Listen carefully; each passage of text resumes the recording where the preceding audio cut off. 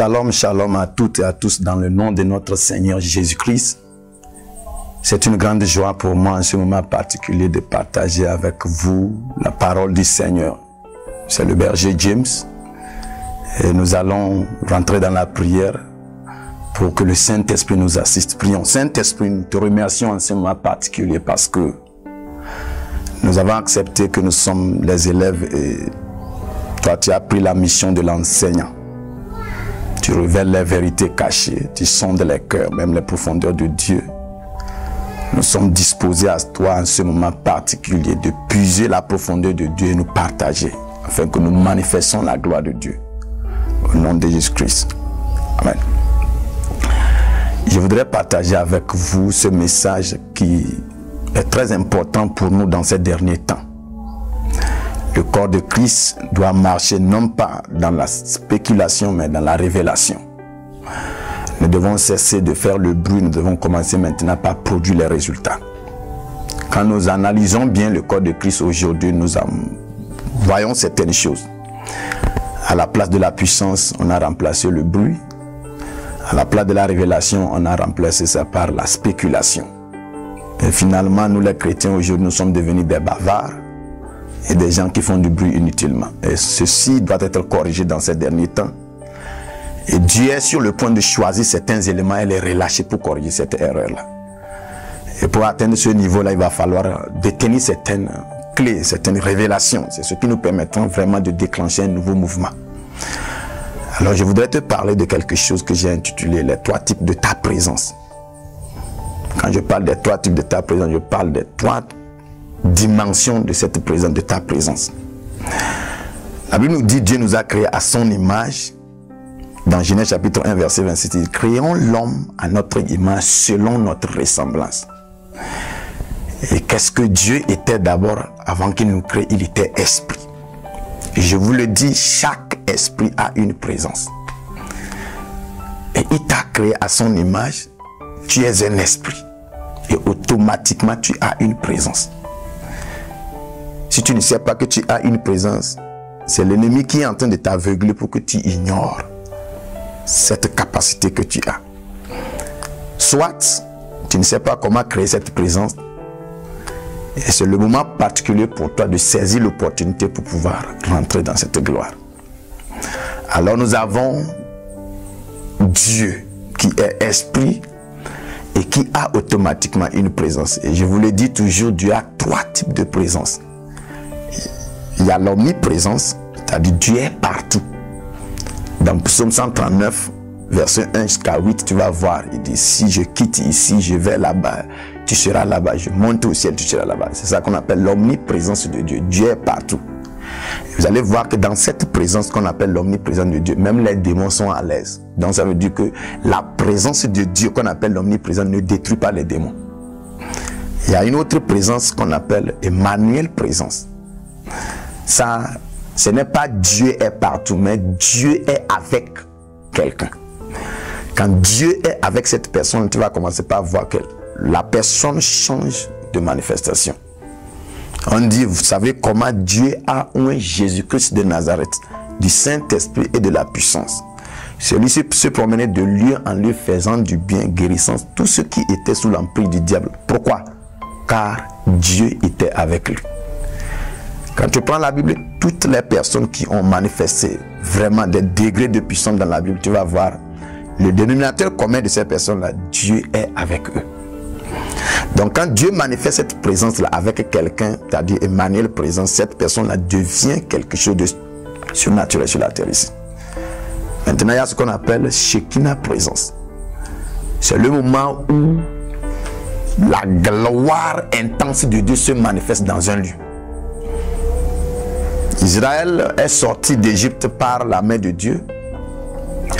Israël arrive en chemin, Dieu dit, ok, aujourd'hui, je vais manifester ma présence avec vous. Je vais la manifester au milieu de vous. 3 jours, le peuple s'est préparé pour accueillir Dieu. Et le jour J arrive, Dieu descend et tout à coup, la montagne est enflammée, elle tremble, il y a les tremblements de terre, il y a les grondements, il y a les éclairs. Le même peuple qu'on appelle le peuple de Dieu, Israël n'a pas pu se tenir dans cette présence. Ils ont fui et c'était Moïse et Josué seuls. Qu'est-ce qui donnait l'audacité à l'ange Gabriel de dire à Zacharie que ce que j'ai dit, cela va s'accomplir? Il dit, voici, je me tiens debout dans la présence de Dieu.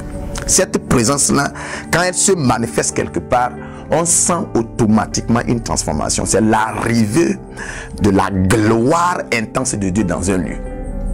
Et toi qu'il a créé à son image, tu as aussi ces trois types de présence que tu dois chercher à manifester dans ces derniers temps. La première présence que tu as en tant qu'enfant de Dieu, c'est la présence naturelle. Depuis que tu es né, certaines personnes qui ont assisté à ta naissance savent que tu existes. C'est une présence. Tout le monde sait. Ça, c'est une présence naturelle. Et personne n'est obligé de faire ta volonté, tout simplement parce qu'il sait que tu es né. Et tu ne peux pas utiliser cette présence-là pour contrôler, pour changer les choses. On te tolère, on sait que tu es là. Et cette présence-là, elle disparaît le jour où tu meurs. Ça, c'est la présence naturelle. Malheureusement, les chrétiens se limitent à cette présence-là et veulent manifester certains résultats. C'est impossible. La présence naturelle autre, c'est une présence qui définit que tu es là. Tu es arrivé sur la terre ici. À ce moment donné, tu dois dépasser cette présence-là. Tu dois atteindre la deuxième présence que j'appelle la présence dans laquelle tous les esprits sont dominés. C'est une présence spirituelle. Tu es un esprit, alors tu dois manifester ta présence spirituelle sur cette terre physique. Tu dois le faire. Parce que tu n'as pas seulement à combattre avec les hommes, tu as aussi à combattre avec les esprits. Le premier combat, c'est le combat contre les esprits. Et si les esprits ne sentent pas ta présence spirituelle, ils ne vont pas t'obéir. Et tu dois comprendre dans ces derniers temps qu'il faut vraiment aller au-delà jusqu'à créer cette présence spirituelle. La présence spirituelle, c'est cette présence dans laquelle il y a certains esprits qui viendront là-bas faire ta volonté. Vous voyez, Jésus-Christ avait cette présence-là. Et partout où il marche, il y avait certains esprits. Bien sûr, les gens ne voyaient pas visiblement ces esprits-là, mais ces esprits-là étaient avec lui. La preuve, lorsqu'on est venu pour l'arrêter dans le jardin de Gethsémani, et Pierre a enlevé le couteau pour se défendre, il a dit, je peux commander plus de 72 000 anges qui vont venir faire la guerre pour moi.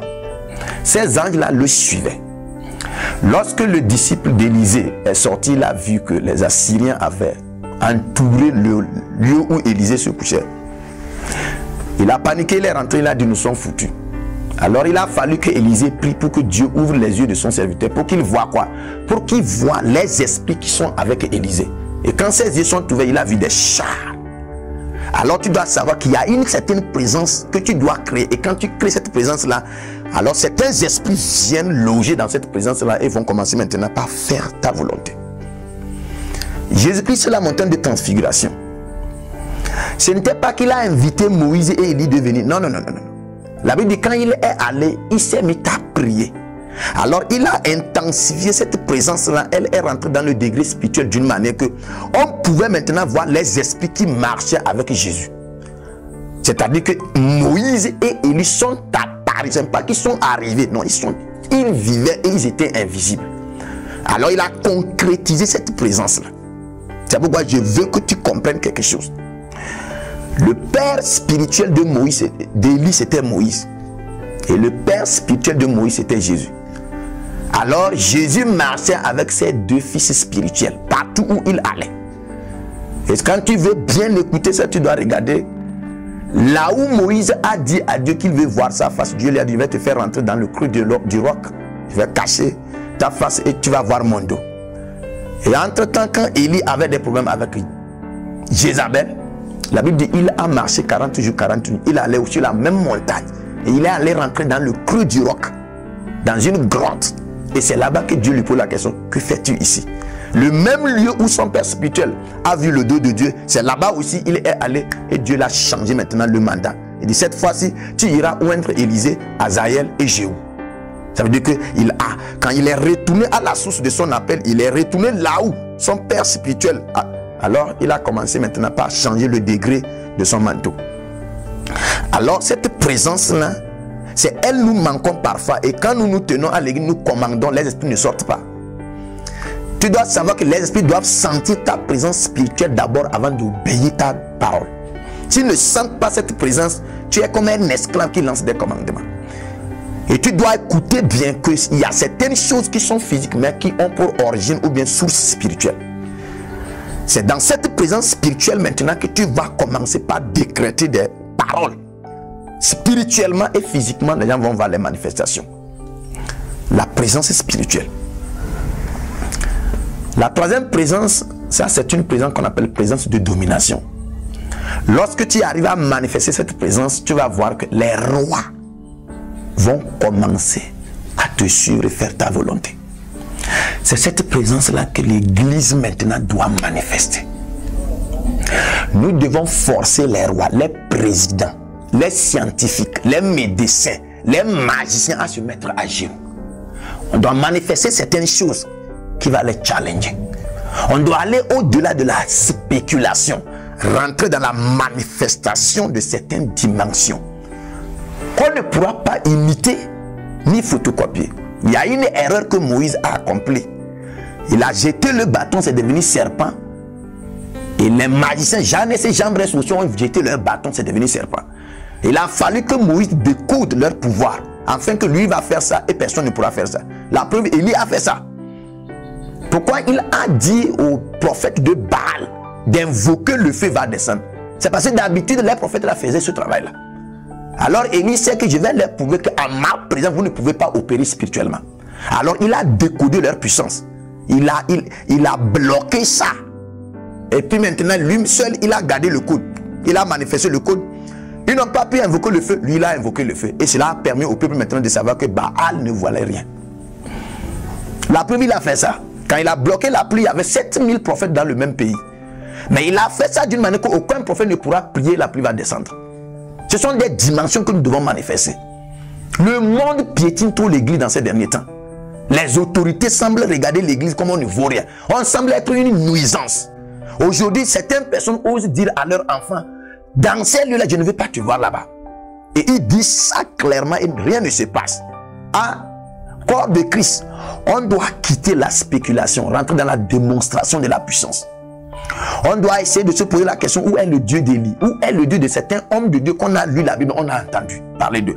On doit remanifester cette gloire-là dans ces derniers temps. Et nous devons savoir que chacun a un mandat. Et c'est dans ta présence que tu pourras réaliser ce mandat-là. Dans ces moments-là, c'est une histoire de clash entre les présences. Combat entre les présences. Chaque être spirituel dans le monde des ténèbres sort avec sa présence et influence le monde. Le corps de Christ maintenant doit envahir ces domaines-là avec la gloire de Dieu. On doit imposer le décret dans lequel seul Jésus-Christ est Seigneur dans ces derniers temps. On doit forcer tout le monde à accepter, confesser que Christ est le roi. Jésus revient, mais ce n'est pas que la date n'est pas encore arrivée, non, c'est que l'église n'est pas encore prête. L'église là que nous avons aujourd'hui, Jésus ne peut pas venir la prendre. Jésus vient pour une église ordonnée et glorifiée. Pas une église désordonnée qui négocie, qui lamente, qui essaie de se remettre au niveau des démons pour les combattre. Nous devons dépasser ces niveaux de combat. Nous devons dépasser ces niveaux de délivrance. Nous devons dépasser ces niveaux de je ne sais quoi et rentrer dans la domination. Lorsque tu manifestes la domination, ton ennemi est sous toi. Tu dois le forcer à se soumettre à toi. Quand Jésus-Christ a vaincu la mort, Dieu l'a placé au-dessus de toute force, sur un trône, et il a mis les dominations, les autorités, les principautés, les dignités sous lui. Alors désormais la guerre et le combat est banni. C'est la domination. Ils doivent comprendre que leur place c'est sous nos pieds. Et tu dois manifester ça. C'est possible dans ces derniers temps. La preuve, Dieu a déjà relâché l'atmosphère. Et si tu t'adaptes, tu verras que beaucoup de choses vont commencer par se passer dans ta vie.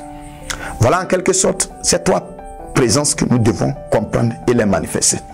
Et je prie pour que le Saint-Esprit nous amène ensemble à accéder à cette révélation et marcher dans cette connaissance-là. Saint-Esprit, touche quelqu'un qui a entendu, qui a compris, afin qu'il puisse avoir l'illumination. Laisse que l'ignorance cède à la révélation, afin que le corps de Christ marche dans cette gloire dernière. C'est notre temps de briller et nous devons briller. Touche-nous et change notre manifestation. Au nom de Jésus-Christ, tu es richement béni. Shalom.